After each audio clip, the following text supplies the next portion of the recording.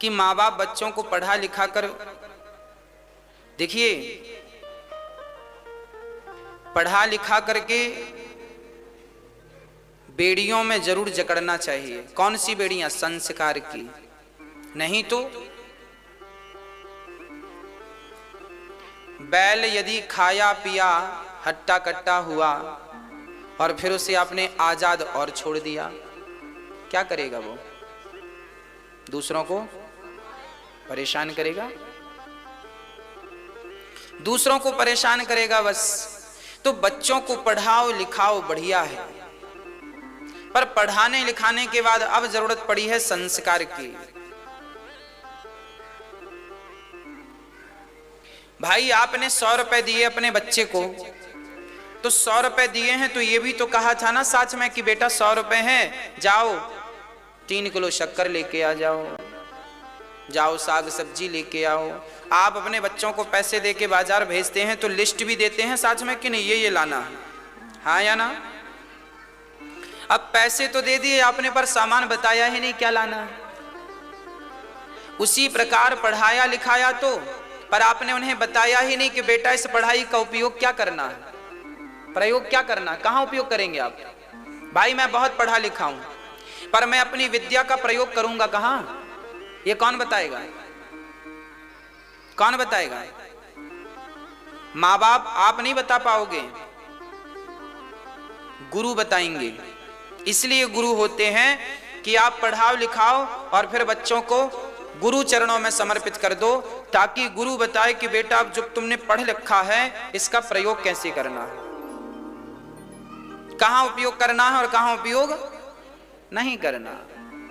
इसलिए हमारे यहां 2 चीजें थीं, शिक्षा और दीक्षा। पहले शिक्षा बाद में दीक्षा। बच्चों को शिक्षा दो। आजकल के बच्चों में प्रॉब्लम यह है कि वो शिक्षित तो हैं पर दीक्षित नहीं है, गुरु नहीं है, मार्गदर्शक नहीं है। आज के लोग विद्वान तो हैं, हमारे भारत में टैलेंट की कमी नहीं है, पर अपने टैलेंट को लगाना कहां है ये बताने वालों की कमी है। कहां हम जाएं? आपके बच्चों के आजकल बच्चे यही निर्णय नहीं ले पाते कि हम साइंस लें के आर्ट्स लें के क्या लें, डिसाइड नहीं कर पाते। पूछते हैं गुरुजी क्या लें, भैया जी क्या लें, आप डिसाइड नहीं कर पाते कि आपको लेना क्या है। चलिए ये तो बहुत पहले का हम बता रहे हैं। जब आप पूरी पढ़ाई पढ़ लें तब आपको जरूर गुरु चरणों में जाना चाहिए। गुरुदेव हमने पढ़ाई पूरी कर ली है, अब आज्ञा दीजिए हम इस पढ़ाई का कहां उपयोग करें, कहां प्रयोग करें। गुरु वशिष्ठ जी ने विद्या दी राम को, तो राम ने उसका प्रयोग कहां किया बताओ? कॉमन सेंस लगाओ, हमने सब सुनाया है आपको। गुरु देखिए रामचरितमानस आपने पढ़ा होगा, बालकांड तो बिल्कुल क्रम बाई क्रम सब लिखा है। जब गुरु वशिष्ठ जी के यहां से पढ़कर राम जी आए तो उसके बाद राम जी ने अपनी विद्या का प्रयोग कहां और कैसे किया, आप बताओ फिर हम बताएंगे। हाँ चलिए हम 2 प्रयोग बताते हैं। पहला प्रयोग राम जी ने किया पढ़ने के बाद, क्या प्रयोग किया?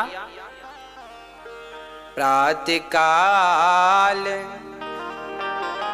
उठ के रघुनाथा, मात पिता गुरु नावहि माथा। जब राम जी पढ़ने गए तब माता पिता को प्रणाम नहीं करते थे, पर जब पढ़कर लौटे तो वहां बताया गया कि माँ भगवान होते हैं, पिता भगवान होते हैं। तो माँ बाप के प्रति श्रद्धा जागी और राम जी जब पढ़कर आए तब ये चौपाई आई है कि राम जी उठ करके अपने माता पिता और गुरु को प्रणाम। देखिए पहला प्रैक्टिकल विद्या की सार्थकता बता रहा हूं, विद्या का प्रयोग कहां करना चाहिए। पहला प्रयोग समझ गए? राम जी ने कहां प्रयोग किया? अपने माता अपने पिता की आज्ञा का पालन करने में राम ने अपनी विद्या का प्रयोग किया, उपयोग किया। ठीक है पहला। दूसरा, गुरु वशिष्ठ जी ने धनुर्विद्या भी सिखाई थी। क्या सिखाया? राम जी को धनुष चलाना किसने सिखाया था? गुरु वशिष्ठ जी ने। तो राम ने अपनी धनुर्विद्या का प्रयोग कहां किया? विश्वामित्र जी लेने आए तो राम जी ने धनुर्विद्या का प्रयोग किया, अपने बाण से ताड़का को मार दिया।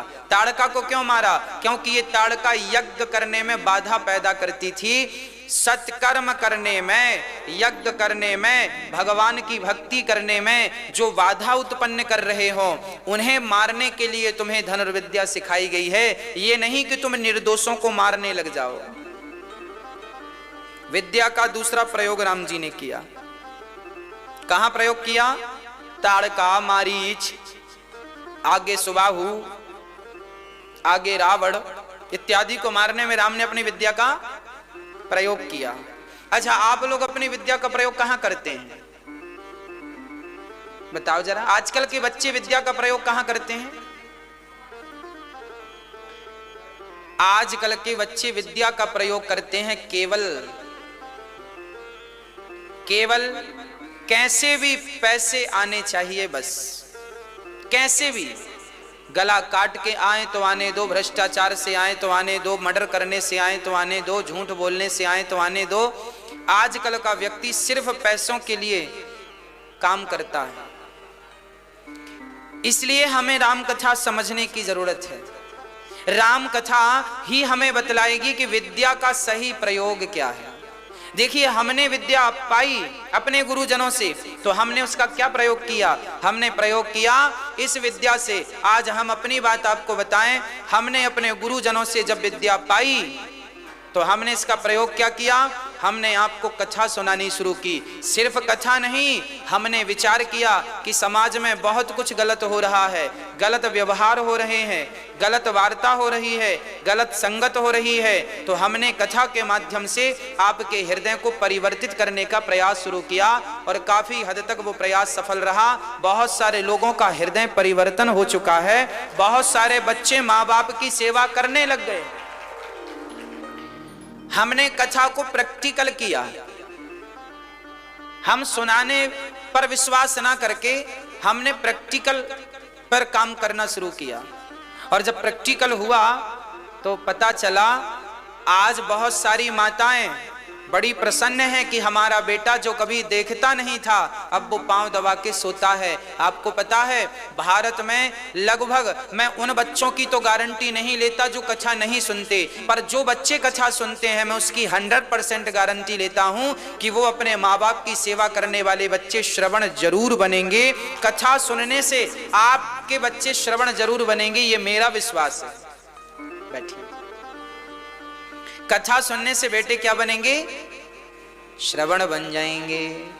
इसलिए मेरी प्रार्थना है आपसे कि आप अपने बच्चों को ज्यादा ना सही तो 7 दिन का समय निकालकर एक बार कथा सुनाओ।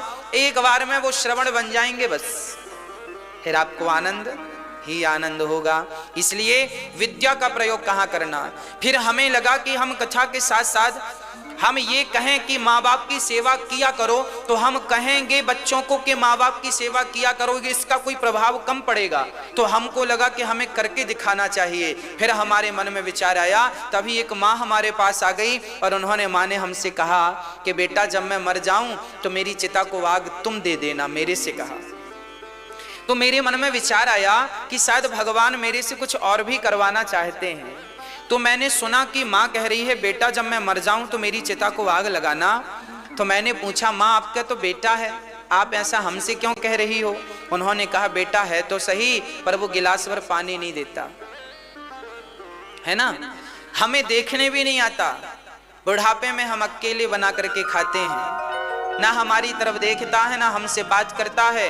जो बेटा जीते जी गिलास भर पानी नहीं दिया, ऐसे बेटे से हम मरने के बाद आग लेकर क्या करेंगे? तब हमें विचार आया कि शायद भगवान हमसे ये काम भी करवाना चाहते हैं कि तुम इन माँओं की सेवा करो। जब हम माँओं की सेवा करेंगे तो इस सेवा को देखकर आज की युवा पीढ़ी सीखेगी, प्रेरणा लेगी कि यदि ये सेवा कर रहे हैं तो हमें सेवा करनी चाहिए। हमें लगा कि समाज को यदि मैसेज देना है, समाज को सिखाना है, तो पहले करके दिखाना पड़ेगा। जब हम करेंगे, हम कहेंगे तो काम नहीं बनेगा। कहने को तो बहुत लोग कह रहे हैं, हम केवल कहें कि अपनी माँ की सेवा किया करो तो काम नहीं बनेगा। हम करके बताएं कि ऐसे सेवा किया करो। आज लोगों को, आज के बच्चों को अपनी माँ के पांव दबाने में लज्जा आती है, और ये दास अनिरुद्ध यहाँ जितनी माँ रहती हैं सबके पांव बड़ी प्रसन्नता से दबाता है। हमें कोई लज्जा नहीं है सेवा करने में। क्या लज्जा? जिस माँ ने कभी हमें गर्भ में रखा उसकी सेवा करने में हमें क्या लज्जा आनी चाहिए? गर्व का विषय है ये तो। हर बच्चे को गर्व करना चाहिए कि हम अपने माँ की सेवा करके उसे खुश रखते हैं।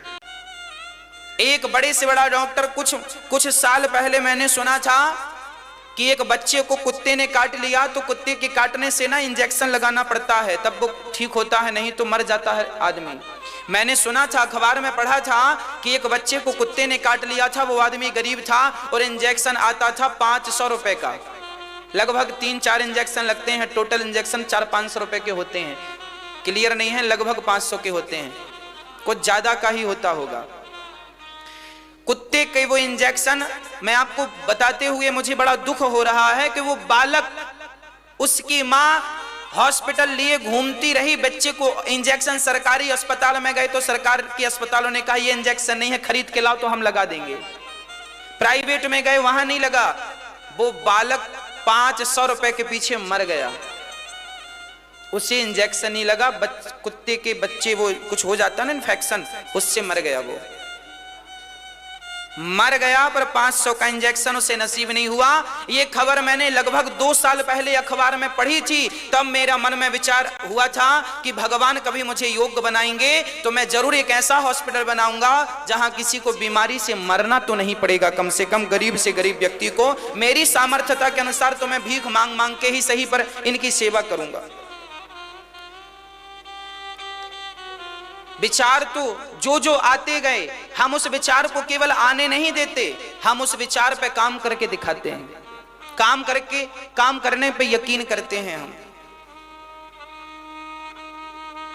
भक्तों, मैं बस आपसे यही कहूंगा कि आपने जो विद्या पाई है उसका आप प्रयोग कैसे कर रहे हैं? केवल अपने पेट भरने, धन बहुत है ना आपके पास, तो धन की सार्थकता तब है जब धन को धर्म से जोड़ा जाए। बल की सार्थकता तब है जब बल को भी सेवा से जोड़ा जाए। टैलेंट की सार्थकता तब है जब टैलेंट को धर्म से जोड़ा जाए।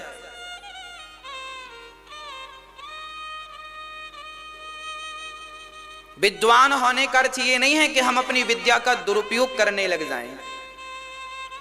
जैसे फॉर एग्जाम्पल समझिएगा, आपको पता है जिस व्यक्ति ने सबसे पहले परमाणु बम की खोज की थी, आपको इतिहास के पन्ने उलटकर मैं बता रहा हूं, जिस व्यक्ति ने, मुझे नाम तो नहीं पता पर कथा पता है उनकी, जिस व्यक्ति ने परमाणु बम की खोज की थी और नागासाकी में बम पटका गया, जिस व्यक्ति ने परमाणु बम की खोज की थी और नागासाकी में पटका गया, सफल परीक्षण किया गया, वो व्यक्ति जिसने परमाणु बम बनाया था, उसने, पता है, वो दिन रात रोता था, दिन रात रोता था, दिन रात रोता था जब नागासाकी में बम पटका गया। किसी ने कहा आप तो इतने बड़े वैज्ञानिक हैं, इतने विद्वान हैं, आप रोते क्यों हैं? तब उसने अपना माथा पीटा, अपने गालों पे थप्पड़ मारे, बोले मेरी विद्या व्यर्थ चली गई। क्यों? बोले मैं इतना विद्वान था, पर मैं विद्वान होके बनाया क्या? परमाणु बम। वो बम बना दिया जिससे हजारों निर्दोष मारे गए। मैंने वो बम बना दिया जिससे हजारों निर्दोष मारे गए। आज भी नागासाकी में विकलांग इत्यादि पैदा होते हैं। वो व्यक्ति जिसने परमाणु बम बनाए थे, अपने गालों पे थप्पड़ मारा, अपना माथा दीवार पे पीटा कि मुझे विधाता ने विद्वान बनाया था, मैं चाहता तो अपनी विद्या का सदुपयोग कर सकता था, पर मैंने अपनी विद्या का केवल दुरुपयोग किया है। अब बताओ, परमाणु बम चाहे भारत में गिरे, चाहे पाकिस्तान में गिरे, चाहे अमेरिका में गिरे, निर्दोष लोग मारे जाएंगे कि नहीं? बच्चे मारे गए, गाय, बंदर, भालू, शेर इत्यादि कौन नहीं मारा नागासाकी में? सब मारे गए। क्या अपराध था उनका जिनके ऊपर बम पटका गया? क्या गुनाह किया था उन्होंने? आज पूरी दुनिया के पास इतने परमाणु बम हैं कि 7 बार पूरी पृथ्वी नष्ट हो सकती है, 7 बार। मैं प्रश्न करता हूं वैज्ञानिकों से, क्या जरूरत थी परमाणु बम बनाने की? हमारे यहां भी युद्ध होते थे, महाभारत का युद्ध हुआ, राम रावण का युद्ध हुआ, धनुष बाण से होते थे। धनुष बाण से युद्ध इसलिए होते थे ताकि जो अपराधी है केवल उसी को सजा लगे, उसी को दंड मिले, ये नहीं कि अपराधी आप हो और पूरा गांव नष्ट हो जाए। पहले पर क्या चलता था? धनुष बाण से हम लोग युद्ध, राम जी ने धनुष बाण से युद्ध किया। क्या राम जी परमाणु नहीं बना सकते थे? क्या राम जी जो भगवान परब्रह्म परमात्मा है, जिनके नाम के पत्थर पानी में तर गए, क्या वो परमाणु नहीं बना सकते थे? क्यों नहीं बनाया? जानते थे कि यदि लंका में परमाणु पटका गया तो लंका की जो निर्दोष जनता है वो भी मारी जाएगी। याद रखना, राम रावण का युद्ध हुआ जरूर था, पर मारे वही गए थे जो अपराधी थे, निर्दोष तो नहीं मारे गए थे ना।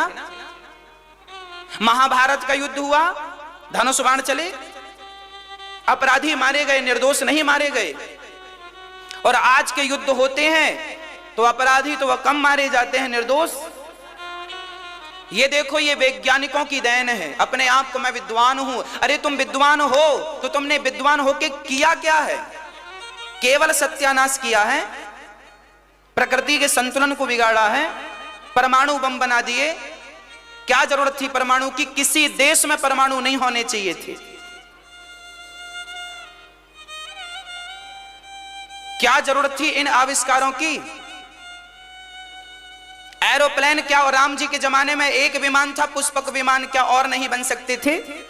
यदि एक विमान का आविष्कार हुआ था उस जमाने में, एरोप्लेन एक था जिसका नाम था पुष्पक विमान, जिस पर रावण सीता माता को चुरा के ले गया था। उस जमाने में भी एरोप्लेन था, एक था तो और भी तो बन सकते थे, 4 बन जाते, 10 बन जाते, 1000 बन जाते, पर नहीं बने। उनको पता था कि यदि ज्यादा एरोप्लेन बना दिए तो प्रकृति का संतुलन बिगड़ जाएगा, ओजोन परत कमजोर हो जाएगी, जो कि आज प्रेजेंट में हो चुकी है।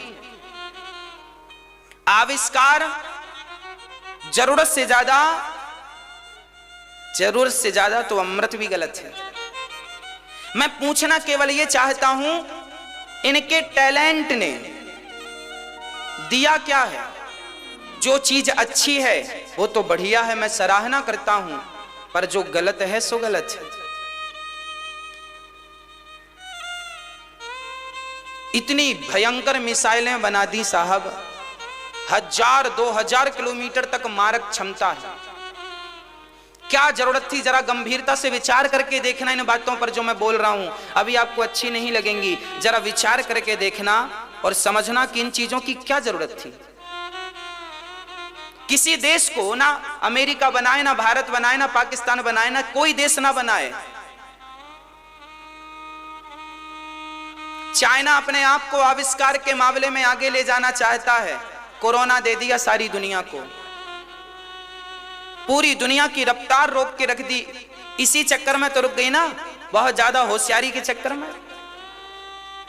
बस मैं केवल यही निवेदन करूंगा आपसे कि आप अपने बच्चों से एक प्रश्न जरूर पूछिएगा कि बेटा तुम यदि पढ़े लिखे हो, विद्वान हो, तो बताओ इसका सही उपयोग क्या है तुम्हारी विद्या का, और तुमने इसका सही उपयोग कब और कैसे किया। पूछिएगा ये प्रश्न अपने बच्चों से।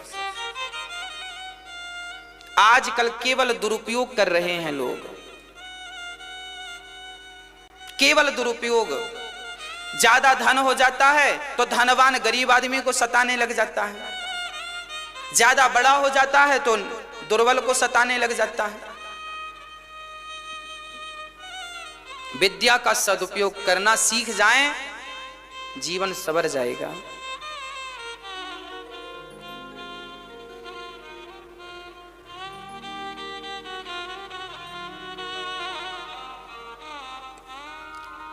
पिक्चर बनाने वालों ने पिक्चर बनाई, ये बड़े टैलेंटेड लोग हैं। जरा इनसे पूछो कि तुम्हारी विद्या ने कितनों का पेट भरा है, पूछो इनसे, पिक्चर बनाने वालों से। इनने अपनी प्रॉपर्टी बनाई है।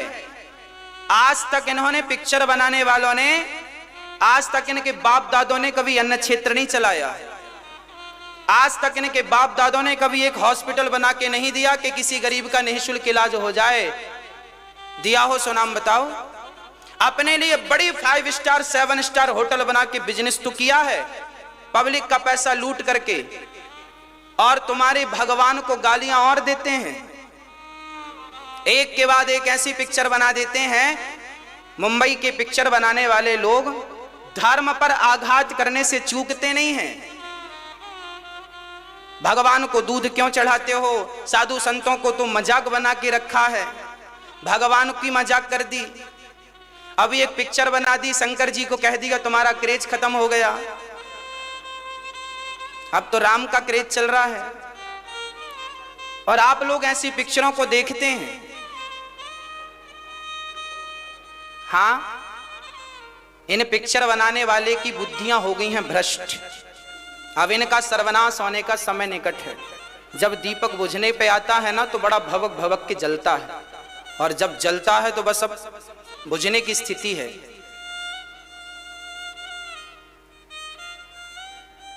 अति का अंत तो होता है। आजकल के रावण यही लोग हैं जो पिक्चर बना के उल्टा सीधा प्रचार कर रहे हैं। अश्लीलता फैलाने वाले कौन है भारत में?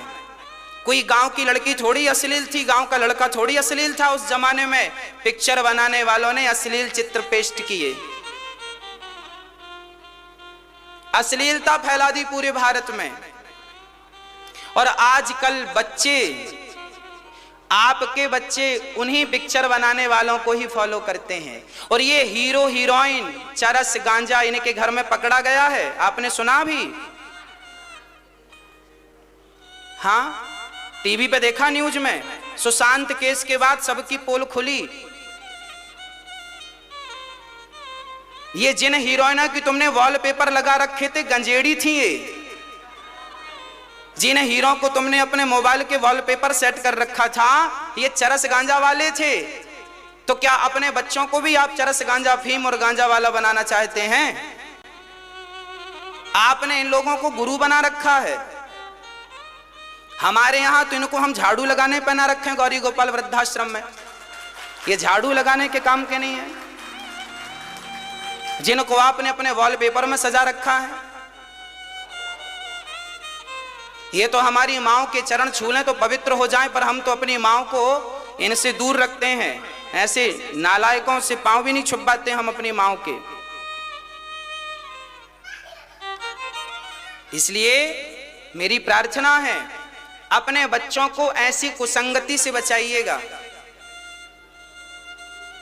हाँ, ये पिक्चर बनाने वालों ने आज तक एक हॉस्पिटल बना के भारत को नहीं दिया। अपने लिए क्या क्या ना बनवाए। जब ये लोग बड़े बड़े पिक्चर बनाने वाले लोग, चरस गांजा पीने वाले लोग, जब ये आपके देवी देवता भगवान का अपमान करते हैं और कहते हैं, एक पिक्चर बनाई बोले शंकर जी को दूध मत चढ़ाओ, गरीबों में बांटो। जरा इनके बाप से पूछो कि तुमने कितना बांटा?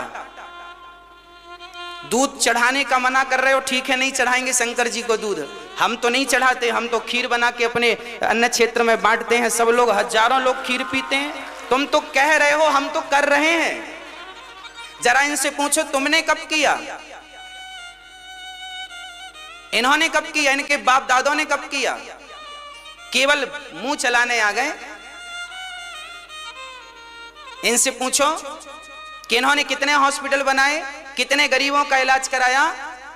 इनके द्वार के सामने कोई भूखा पड़ा मर जाए ना, ये रोटी नहीं देते, 2 रोटी। विश्वास ना हो तो जाके बैठ जाना पूरी रात द्वार पे। यदि गेट खोल के 2 रोटी दे दें तो मैं जीवन भर आपकी सेवा कर लूंगा। इनके द्वार के सामने 2 रोटियां भूखे को नहीं मिलती जो आज ये गरीबों की बातें कर रहे हैं। और आपके बच्चे नहीं कि पिक्चर देख रहे हैं, अपने संस्कार बिगाड़ रहे हैं। और हम लोगों को कहते हैं आपके बच्चे महाराज जी ठग रहे हैं। अरे हमने क्या ठग लिया भाई? हमारा तो शरीर का एक एक अंग, हमारे शरीर का एक एक रोम, आपको बता दूं आज कि शरीर का एक एक रोम भारत माता के चरणों में समर्पित है। जाऊंगा तो शरीर भी इस देश के काम आएगा, ऐसा प्रयास करूंगा।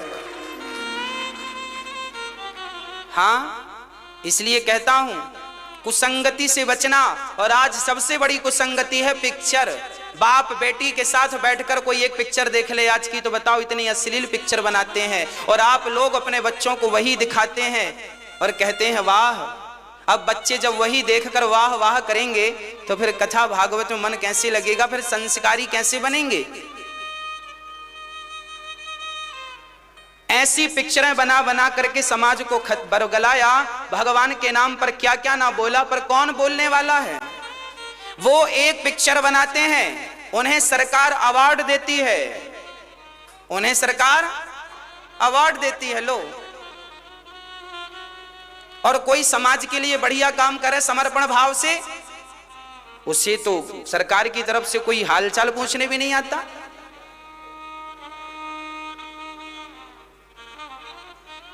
क्या कहोगे अब?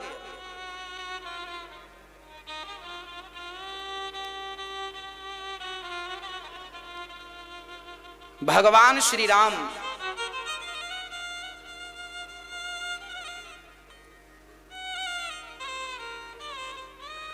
आप तो अपने आप को बचाइएगा, बच्चों को बचाइएगा, आगे हरी इच्छा है। एक दिन भगवान श्री राम बैठे थे, माता सीता बैठी थी।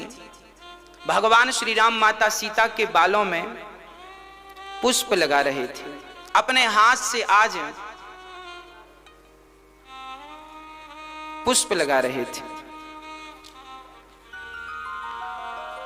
तभी इंद्र का पुत्र जयंत, आ जाइए। आज हमारे पानीपत से भैया सुधीर जिंदल जी के पुत्र, क्या नाम है, पुनीत जिंदल जी, एक बार सुंदर तालियों से स्वागत। अदिति जी भी हैं। आप बड़ी दूर से आए हैं और पिता की तरह ही संस्कारी हैं। भगवान आपको सुखी रखें।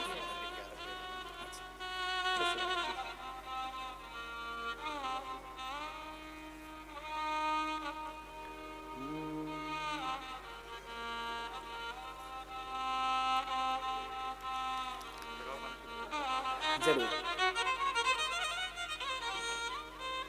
प्रिय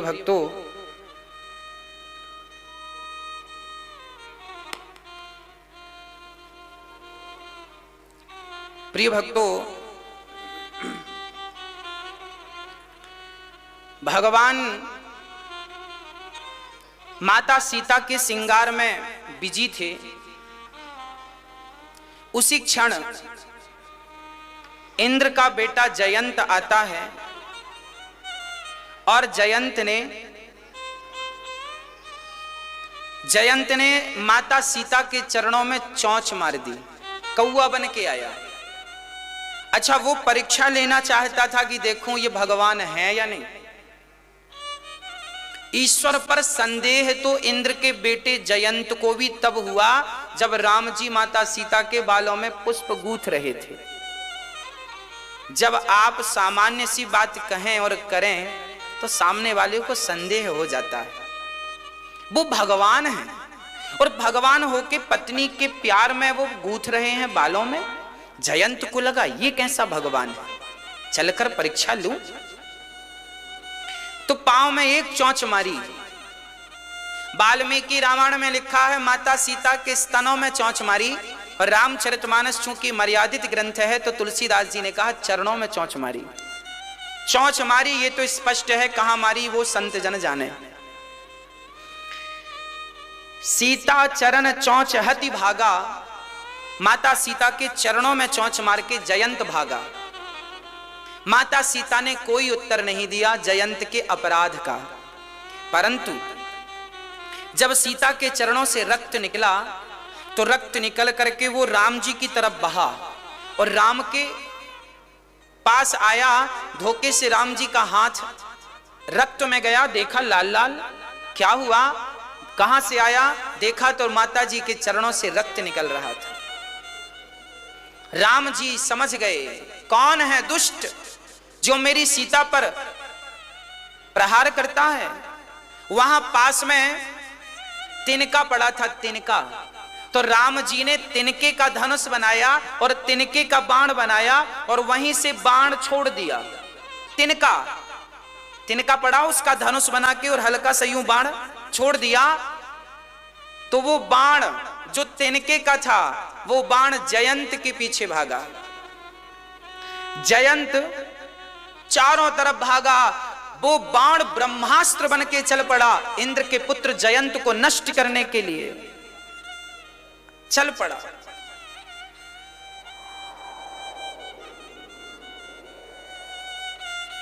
भक्तों, जयंत जब आगे चला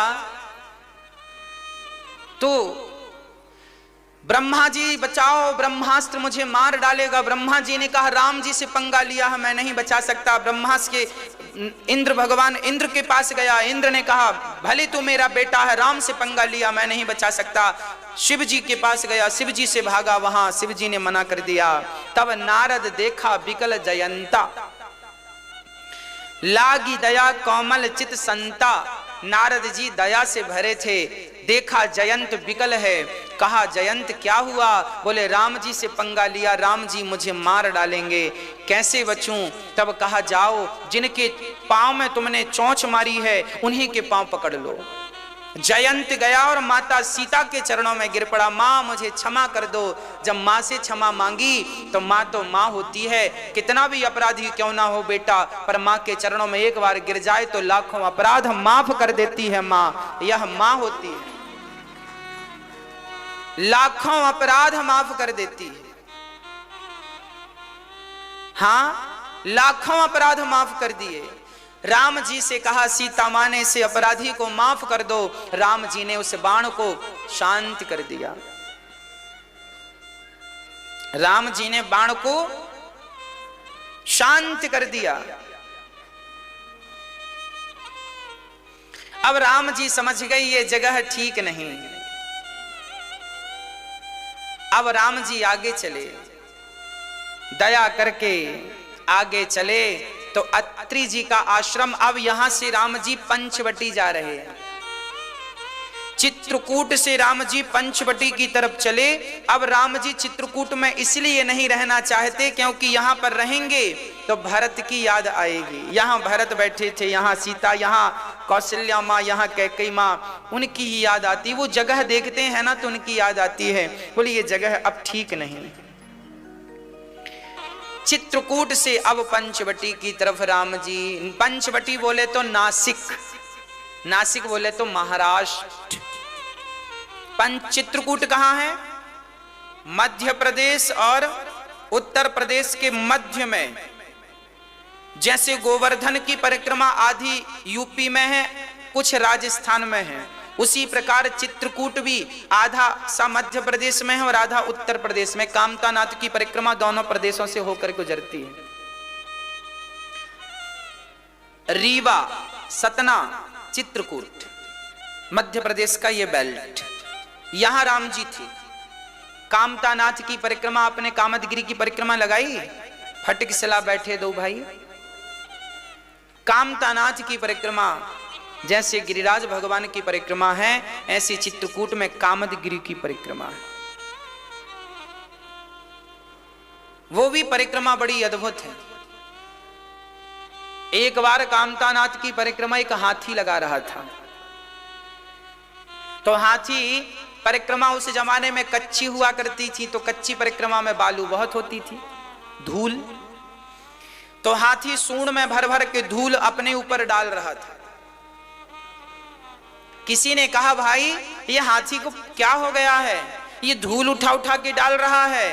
तो किसी महात्मा ने कहा तुम हाथी को समझे ही नहीं, ये हाथी बहुत बड़ा भगत है, ये राम के चरणों की रज उठा उठा के, कामतानाथ की रज उठा उठा के अपने मस्तक पर डाल रहा है कि उस रज का एक भी टुकड़ा, एक भी कण वो रज हो जो कभी राम के चरणों से स्पर्श हुई हो, वो यदि मेरे माथे पे आ जाए तो मेरा जीवन संवर जाए, वो कभी मेरे पास आ जाए।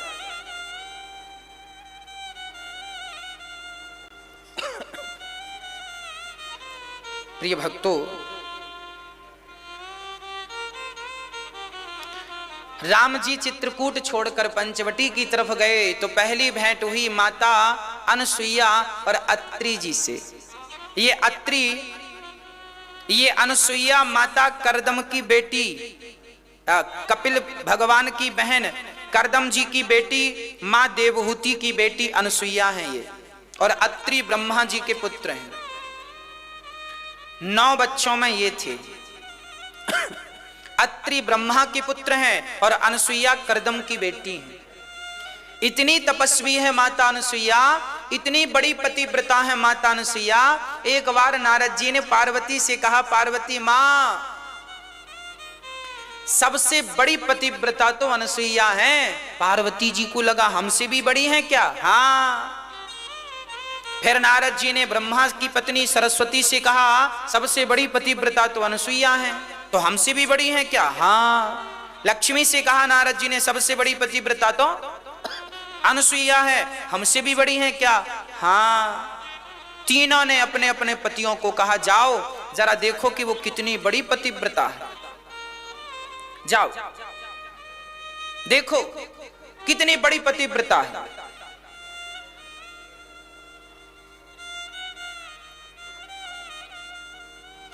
ब्रह्मा, विष्णु और महेश तीनों माता अनसुईया की परिक्रमा के लिए चल, दर्शन के लिए पातिव्रत धर्म कैसा है देखना चाहते हैं।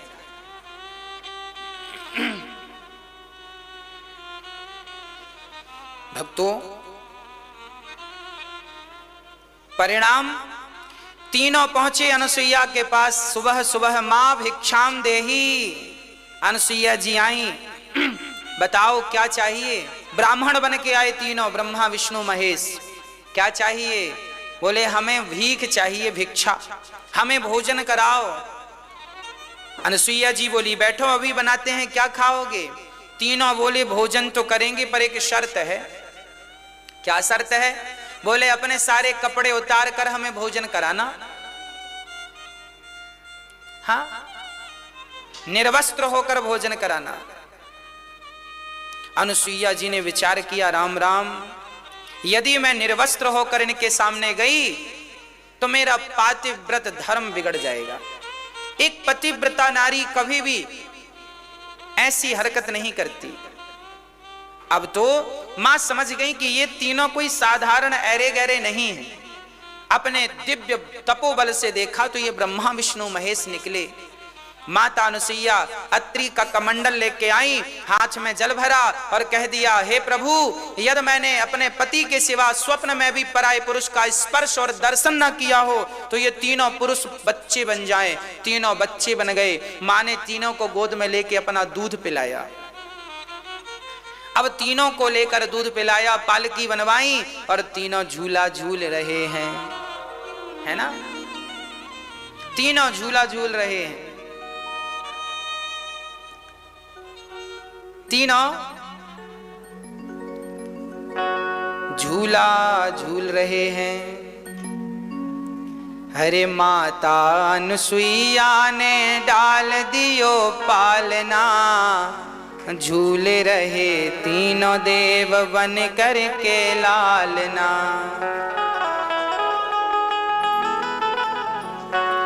आज इनके भाग्य की हो रही सराहना, झूल रहे तीनों देव बन करके लालना। आज जय जयकार होने लगी माता अनुसुईया की, धन्य हो मां, धन्य हो मां।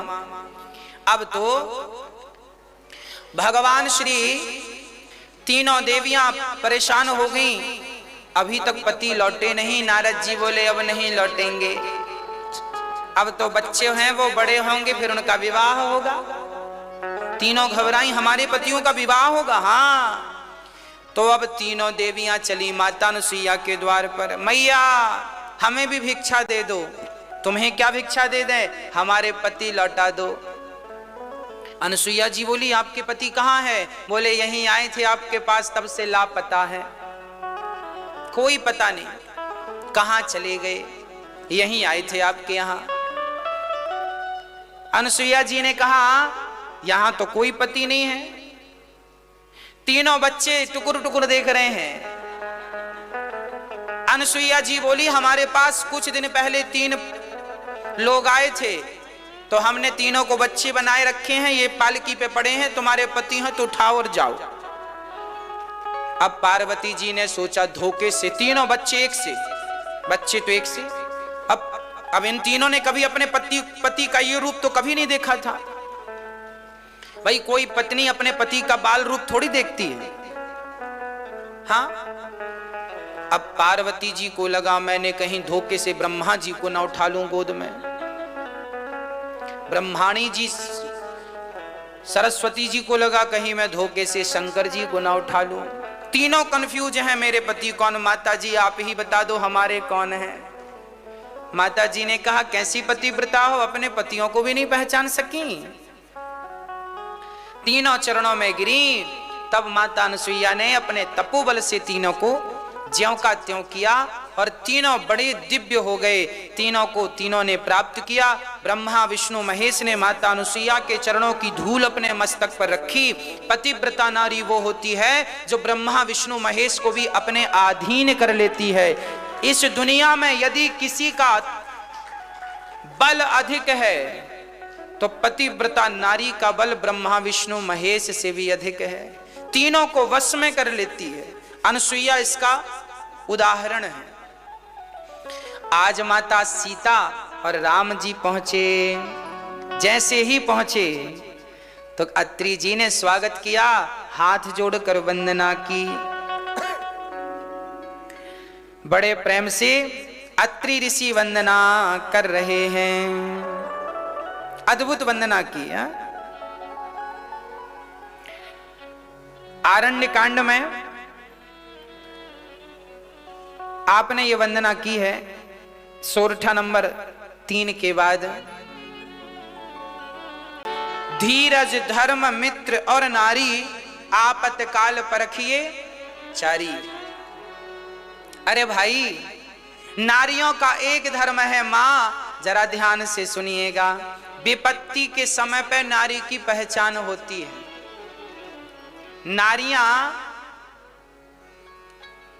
इनका कब मन बिगड़ जाए, क्या कहने लग जाएं, क्या सोचने लग जाएं। क्या किसी ने सपने में सोचा था कि कैकेयी कभी ऐसा भी कर सकती है? क्या दशरथ जी ने कभी सोचा था कि कैकेयी ऐसा भी निर्णय ले सकती है?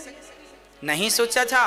शास्त्र कहते हैं कि वह स्त्री विश्वास के योग्य है जो पूर्ण रूप से पति के चरणों में समर्पित हो, पतिव्रता हो।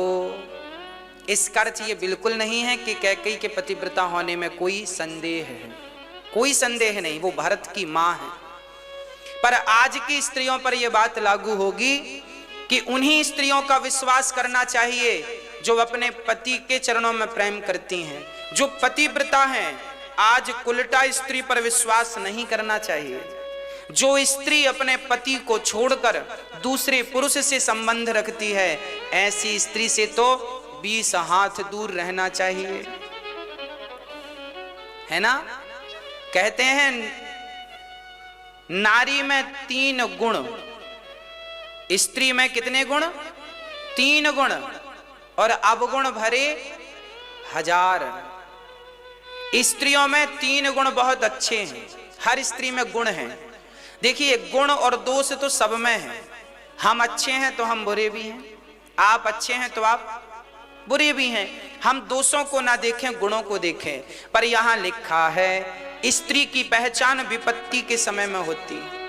जब पति पर विपत्ति आए और उस विपत्ति के समय भी पत्नी पति का पूरा साथ दे, उस नारी को पतिव्रता जानो।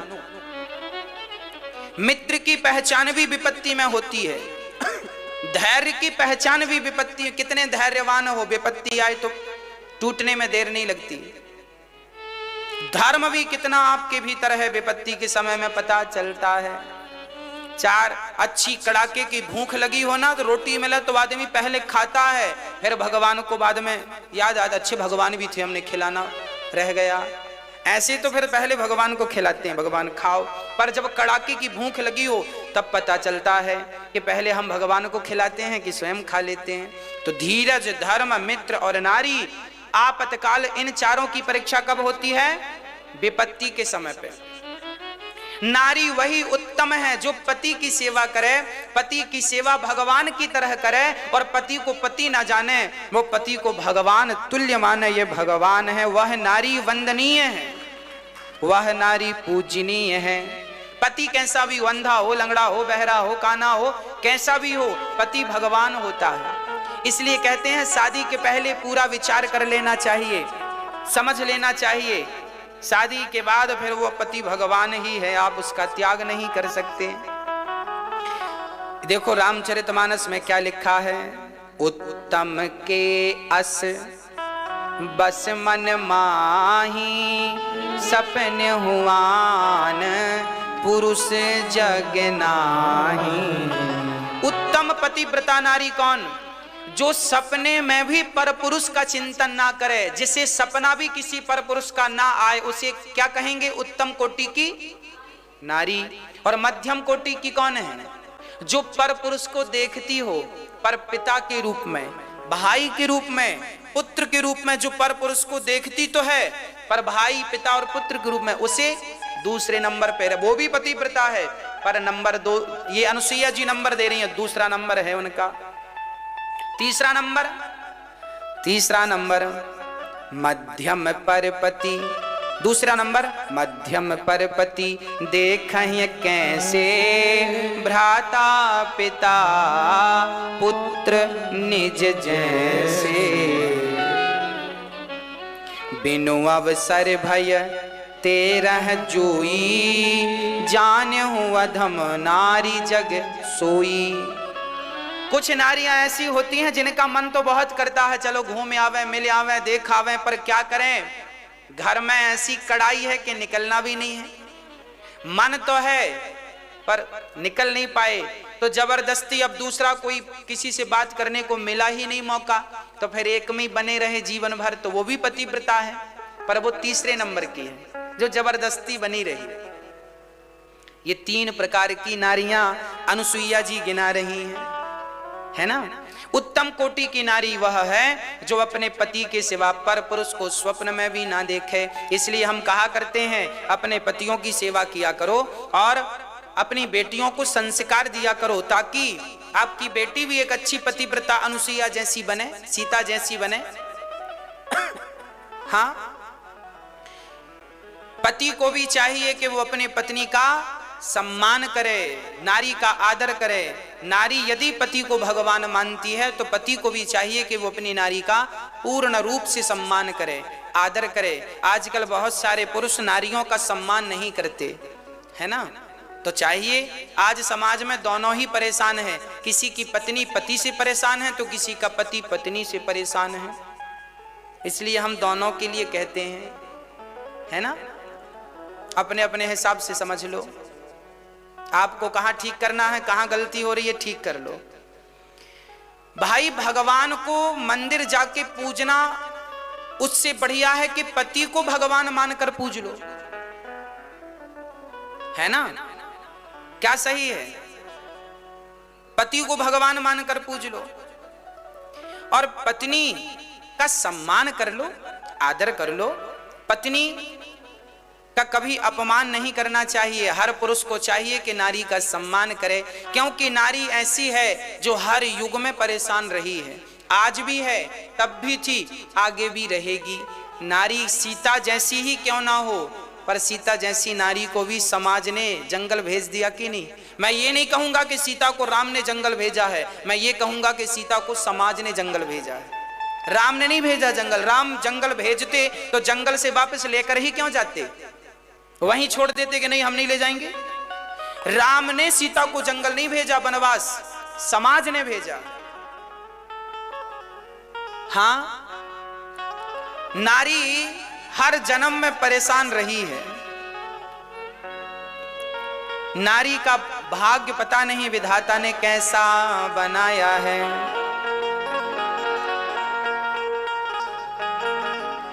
पुरुष मारता है, कहता है तुम पांव की जूती हो। अरे पुरुषों को पता ही नहीं वो पांव की जूती नहीं है, तुम्हारे सिर की पगड़ी है जो आपके वंश को आगे बढ़ाने वाली है। वो नारी पांव की जूती कैसे हो सकती है? इसलिए नारी का सम्मान करना चाहिए हर पुरुष को। हमारा कहने का अर्थ यह है, पति पत्नी दोनों बड़े प्रेम से रहें। बस बात बात पे झगड़ा ना किया करो। पति गलती करे तो तुम चुप रहो, पत्नी गलती करे थोड़ा चुप, थोड़ा धैर्य रखो, थोड़ा गंभीर बनो। बात बात पे झगड़े ना किया करो। व्यक्ति थे, राम जी की सोच क्या थी? राम जी चाहते तो जब रावण सीता को लेकर गया था, राम जी चाहते तो अयोध्या से सेना बुला लेते।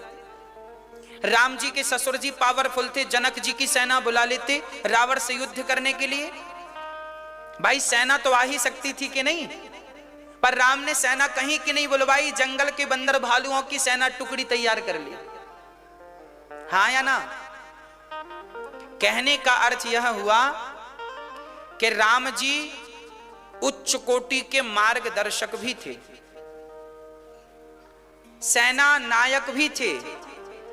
किस प्रकार राम जी सब जानते थे, राजनीति, कूटनीति, युद्ध नीति, अर्थनीति। राम जी सफल राजा रहे हैं। राम जी जो करते थे बड़े विवेक और बुद्धि से करते थे। हाँ जी, राम जी की कथा केवल कहने और सुनने को नहीं है, राम का चरित्र धारण करोगे तो बहुत सफल व्यक्ति बनोगे। आप धनवान भी बनोगे, राम जी का सहारा लोगे तो। धनोपार्जन कैसे किया? राम जी ऐसे राजा हैं, पता है राम जी टैक्स कैसे लेते हैं? टैक्स कैसे लेते हैं पता है? हमारे भारत की सरकारों से टैक्स लेना भी नहीं आता, क्योंकि ये लोग रामचरितमानस पढ़ें तो इन्हें कुछ समझ आए। टैक्स लेना नहीं आ रहा है सरकारों को। अब 18% टैक्स देना पड़ता है, किसी चीज में 12% देना पड़ता है, किसी चीज में 5% जीएसटी देना पड़ता है, और कई बार तो अधिक भी देना पड़ता है। सच कहूं तो सरकार से टैक्स लेना आता है। अच्छा, राम जी कैसे टैक्स लेते थे वो मैं आपको बता रहा हूं। राम जी वैसे ही टैक्स लेते थे जैसे बादल पानी का टैक्स लेते हैं। बादल पानी का टैक्स किनसे लेते हैं? नदियों से, समुद्र से। कहीं भी पानी भरा हो, जैसे सूर्य भगवान की गर्मी, प्रकाश, जब सूर्य भगवान तपते हैं तो सारा पानी भाप बन बन के बादल बनता है कि नहीं? आज तालाब से कितना पानी भाप बना होगा कोई बता सकता है?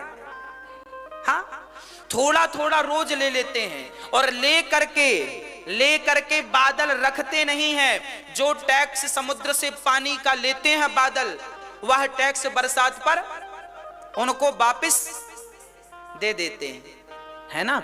टैक्स ऐसे लिया जाता है जैसे सूर्य भगवान की गर्मी भाप बनाकर पानी को बादल बना देती है। ये टैक्स है। रोज समुद्र से, नदियों से, तालाब से, जलाशयों से टैक्स पानी का रोज बादल लेते हैं कि नहीं? हाँ या ना? सूर्य भगवान लेते हैं कि नहीं? रोज भाप बनती है कि नहीं? हाँ जी। इसी तरह राजा को चाहिए कि प्रजा से टैक्स ले। अब जो टैक्स देता है सरकार उनसे और ज्यादा लेती है, और जो नहीं देता वो बढ़िया बिल्कुल नहीं देते, है ना? इसलिए हमारे भारत में टैक्स की चोरी करने के नाना प्रकार के तरीके अपनाए जाते हैं। प्रजा सोचती है टैक्स कैसे बचा लें, तो नाना प्रकार के तरीके अपनाती है। अरे सरकार कम टैक्स लेगी तो ज्यादा लोग टैक्स भरेंगे। अब फॉर एग्जाम्पल मैं बिजनेस की बात करूं तो देखिए, अंबानी जी ने बढ़िया काम किया। जियो की सिम लॉन्च करी तो फ्री में दे दी, फ्री में बांटी कि नहीं? जियो की सिम सबके पास जियो का फ्री में दे दिया। फ्री में कौन नहीं लेना चाहेगा? फ्री में दे दिया। जब सबके पास पहुंच गए तो धीरे से ज्यों का त्यों रिचार्ज दे दिया। 400 का करो, 500 का करो, 1000 का करो। पहले फ्री में दिया, बाद में। कहने का अर्थ यह है सरकार क्या होगा कि देखिए, एक आदमी 1 लाख दे, उससे ज्यादा 10 लाख आदमी 1-1 रुपए दे। एक आदमी 1 लाख दे वो अच्छा है या 10 लाख आदमी 1-1 रुपए दे वो अच्छा है? एक आदमी 1 लाख देगा तो 1 ही लाख पहुंचेगा, और 10 लाख लोग 1-1 रुपए देंगे तो 10 लाख भी पहुंच जाएंगे, और देने वाले के अंदर भार भी नहीं आएगा, बोझा भी नहीं बनेगा। आज हमारे भारत में केवल 20% लोग टैक्स जमा करते हैं। ओनली 20% लोग। 100% में से 80% लोग भारत के टैक्स जमा नहीं करते। केवल 20% जो लोग टैक्स जमा करते हैं उन्हीं से संपूर्ण भारत को सारी फैसिलिटी प्राप्त होती है। 20% टैक्स देने वाले लोग हैं, 80% देने वाले नहीं हैं। 80% क्यों नहीं देते? क्योंकि सरकार से लेना नहीं आता। कैसे लेना चाहिए सरकार को? सरकार को टैक्स बिल्कुल कम कर देना चाहिए। टैक्स कम करेगी तो चीजें भी सस्ती हो जाएंगी, महंगाई का झंझट खत्म हो जाएगा। दूसरा फायदा यह होगा, जो 80% लोग छूट गए थे वो भी टैक्स भरने लगेंगे ईमानदारी से, और जब वो टैक्स भरेंगे तो जितना टैक्स अभी सरकार को मिलता है इससे ज्यादा टैक्स तब मिलेगा जब सारे लोग टैक्स भरना सीख जाएंगे, है ना? तो टैक्स लेना नहीं आता सरकार को, इतना बोझा बढ़ा दिया है सरकार ने टैक्स का। टैक्स देने वाला मरा जा रहा है टैक्स दे के। चलो, 1 लाख रुपए के सामान में 18,000 रुपए अलग से देना पड़ता है टैक्स का। अब 18,000, फिर आज के जमाने में कोई बिल नहीं बनवाता, दुकानदार से सामान लो, दुकानदार कहता साहब बिल बना दूं क्या? हाँ बना दे। अरे तो टैक्स लगेगा 18% जीएसटी लगेगी। अरे भैया मत बनाओ। फिर सरकार खुद चोर बना रही है लोगों को, लोग क्या करें? सरकार को लेना ही नहीं आ रहा है, हम क्या बताएं? हमारे पास नीतियां हैं, शास्त्र नीतियां बता रहे हैं ऐसे ऐसे लो, काम बन जाएगा, सांप भी मर जाएगा, लाठी भी नहीं टूटेगी। सरकार को लेना नहीं आया, देने वाले तो तैयार हैं, सब टैक्स देने को तैयार हैं, लेने वाला मजबूत नहीं है लेने के लिए। लेने वाले की तैयारी नहीं है, देने वाले की तो है। अब 1 लाख में 18,000 रुपए भरो आप, फिर आदमी बिल लेगा क्यों ये तो बताओ? सामान्य आदमी भाई जो जरूरतमंद हैं वो तो बिल लेते हैं, पर सामान्य व्यक्ति बोलता हमें बिल नहीं चाहिए, क्या खाएंगे बिल का? हमें 18,000 बचा लेता है, वो नहीं लेता बिल। इसमें क्या होता है? चोरी बढ़ती जाती है। सरकार, नुकसान किसका है? सरकार का ही नुकसान है। इसलिए ऐसा टैक्स लगाए जो आम से आम व्यक्ति ईमानदारी से टैक्स भरे और ईमानदारी से जीवन यापन करे, किसी को भार ना लगे, किसी को बोझ ना बने, और टैक्स भी सरकार को मिल जाए। ज्यादा से ज्यादा टैक्स सरकार को जाएगा तो देश का कल्याण ज्यादा होगा, देश में काम ज्यादा होगा, देश समृद्धवान ज्यादा बनेगा। अमेरिका इतना सफल देश क्यों है? क्योंकि वहां 80% लोग टैक्स भरते हैं। हमारे भारत में केवल 20% टैक्स भरते हैं, 80% नहीं भरते। अमेरिका में 80% टैक्स भरते हैं, 20% नहीं भरते। इसलिए वो हमसे 50 साल आगे है। वो हमसे कितने साल आगे है? 50 साल आगे है। जापान हमसे 100 साल आगे है, क्योंकि वहां 100% लोग टैक्स भरते हैं और हमारे यहां टैक्स नहीं भरते। इसका कारण व्यक्ति नहीं है, सरकार की नीतियां ऐसी हैं। ऐसी नीतियां बनाए सरकार जिससे आम आदमी भी टैक्स भरे और किसी को बोझा ना लगे, भार ना लगे। भाई एक लकड़ी का गट्ठा एक आदमी उठाएगा तो वजनदार होगा, पर 4 लोग मिलकर उठा लेंगे तो उठ भी जाएगा, बोझा भी नहीं लगेगा। तो 20% भर रहे हैं टैक्स, पूरा 100% भरे। ऐसी सरकार को व्यवस्था करनी चाहिए। आज हमारे भारत में 40% लोगों के पास पैन कार्ड नहीं है। टैक्स नहीं भरेंगे, पैन कार्ड नहीं है, जरूरत ही नहीं है। वो इस डर से, कई लोग गांव वालों से हमने कहा क्यों आपने पैन कार्ड क्यों नहीं बनवाया? अरे पैन कार्ड बन जाएगा तो टैक्स लग जाएगा। लोग डरते हैं पैन कार्ड बन जाएगा टैक्स लग जाएगा। सरकार इन नीतियों पे काम नहीं कर रही है। हमारे शास्त्र सब बता रहे हैं राजा कैसा हो, प्रजा कैसी हो, कैसे लेना है, कैसे देना है, कैसे काम करना है। शास्त्र हमारा दर्पण है। शास्त्र पढ़ने वाला सफल राजनीतिज्ञ भी बन सकता है, सफल बिजनेसमैन भी बन सकता है और सफल से सफल व्यक्तित्व बना सकता है अपना। शास्त्र हमारे दर्पण है। सब कुछ भरा है शास्त्रों में। आप ये ना समझिए कि शास्त्रों में अर्थ कमाने की व्यवस्था नहीं है। अरे आप शास्त्रों के अनुसार चलेंगे तो सफल बिजनेसमैन बन जाएंगे, व्यापारी बन जाएंगे, करोड़ अरबपति बन जाएंगे।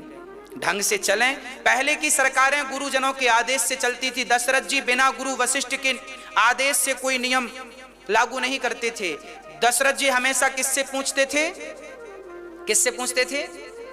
गुरु वशिष्ठ जी से पूछते थे। वशिष्ठ जी बताते थे किसका ये समाज, क्योंकि वो विद्वान थे, पढ़े लिखे थे।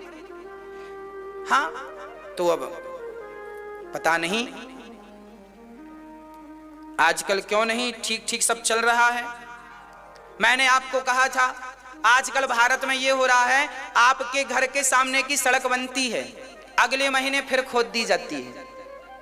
हाँ जी, सीवर की लाइन डालना भूल गए, बिजली की लाइन डालना भूल गए, पानी की लाइन डालना फिर खोदते हैं, फिर बनाए, 6 महीने बाद फिर खुद गई। सरकार का पैसा जा कहां रहा है? एक सड़क को 10 बार बनाने में पैसा खर्च हो रहा है। अब कैसे भारत का कल्याण होगा? सचमुच ये भारत तो भगवान के भरोसे ही चल रहा है साहब, नहीं तो लुटिया कब की डूब गई होती। यहां कोई देखने वाला नहीं है, कोई आवाज लगाने, सब भ्रष्टाचार में डूबे पड़े हैं। कौन? क्या सरकारों को पता नहीं है कि एक सड़क 4 बार बन रही है? सब पता है, पर कौन कहे, किससे कहे? बनाने वालों से कहो क्यों भाई बार बार क्यों बनाते हो? बोले बार बार नहीं बनाएंगे तो हमारा काम कैसे चलेगा। और अमेरिका जैसे देशों में ऐसा नहीं है, वहां एक चीज बनती है तो 100 साल के लिए बनती है। 100 साल बाद का फ्यूचर देख करके चीज वस्तु बनाई जाती है, निर्माण किए जाते हैं। इन फ्यूचर क्या होना है कल की बात विचार करके बनाई जाती है, ताकि कल तोड़ना ना पड़े। ये प्लान पहले किया जाता है। और भारत में सड़क बना दी जाती है, कल फिर तोड़ दिया जाता है, क्योंकि इन तोड़ने वालों के बाप का तो कुछ लग नहीं रहा है। हाँ, इसलिए भारत की तरक्की नहीं हो रही है। आज भी भारत के बहुत सारे गांव में बिजली नहीं पहुंची नहीं है आज तक। आपको पता होना चाहिए, बहुत सारे गांव आज भी अंधकार से डूबे हैं। टीवियां नहीं है लोगों के घर में, बिजली नहीं है। क्या बताएं आपको हम भारत का हाल। हम घूमते हैं, हमें पता है। इसलिए सरकार को इन विषयों पे काम करना चाहिए ताकि भारत तरक्की करे, भारत सर्वश्रेष्ठ देश बने, लोग यहाँ देखने आए, सीखने आए, वाह भारत की टेक्नोलॉजी ये है, भारत ये समृद्धवान देश है। किसको कहें हम तो अपने आप से कह रहे हैं। बताओ, आपसे कहने से क्या फायदा ना, आप भी कह रहे होगे महाराज जी हमें क्यों बता रहे हो। क्या बताएं, हम मोदी जी कथा सुनते तो हम उन्हें भी बताते, राष्ट्रपति जी कथा सुनते तो हम उन्हें भी बताते, हाँ मंत्री जी कथा सुनते तो हम उन्हें भी बताते। हम तो सबको बताने के लिए बैठे हैं। भाई गंगा तो बह रही है, अमृत भरा जल है, अब कोई पीने वाला हो, सो पीने वाला नहीं है, तो गंगा बह रही है, बह बह के समुद्र में जा रही है, खारा हो रहा है। ज्ञान धारण करने के लिए होता, धारण कर लोगे तो कल्याण हो जाएगा। मैं जो बता रहा हूं, इन विषयों पर थोड़ा भी काम किया जाए भारत की सरकार के द्वारा, बहुत कुछ हो सकता है। रोजगार कैसे प्रकट करना है, बहुत बढ़िया उपाय है मेरे पास, पर सिर्फ उपाय है, मैं कहूं किसको?